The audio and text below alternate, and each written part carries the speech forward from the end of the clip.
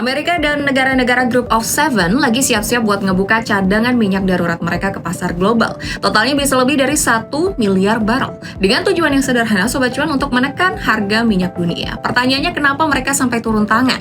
Karena beberapa waktu terakhir, konflik geopolitik ini sempat mendorong harga minyak melonjak. Kalau energi mahal, efeknya kemana-mana. Biaya produksi naik, ongkos transport semakin mahal, dan akhirnya harga barang pun ikut naik, alias inflasi akan semakin panas. Disinilah cadangan minyak darurat dipakai. Ibaratnya seperti tabungan minyak pemerintah. Kalau harga terlalu tinggi, mereka bisa menambah pasokan supaya harganya bisa turun lagi. Dan ini penting ya, karena kalau harga energi ini turun, tekanan inflasi biasanya akan ikut mereda. Kalau inflasi lebih jinak, bank sentral seperti The Fed akan punya ruang untuk menurunkan suku bunga.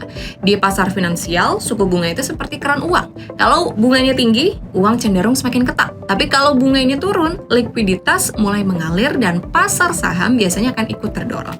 Ketika harga minyak turun, sektor energi biasanya yang paling dulu terkoreksi karena kena dampaknya nih. Contohnya, perusahaan minyak besar seperti Chevron atau ExxonMobil yang kinerjanya sangat terkait dengan harga minyak mentah. Sebaliknya, sektor yang sensitif terhadap biaya energi justru bisa diuntungkan, seperti perusahaan logistik, kayak FedEx misalnya, biasanya ini mendapatkan margin yang lebih besar ketika harga bahan bakar itu turun. Di sisi lain, ada efek lanjutan juga yang sering terjadi. Ketika harga minyak turun, sektor energi biasanya kehilangan momentum. Sementara sektor yang sensitif terhadap biaya energi seperti teknologi, transportasi, dan logistik, itu justru bisa diuntungkan. Inilah yang sering memicu rotasi uang di pasar. Ketika investor memindahkan dana dari saham energi ke sektor pertumbuhan.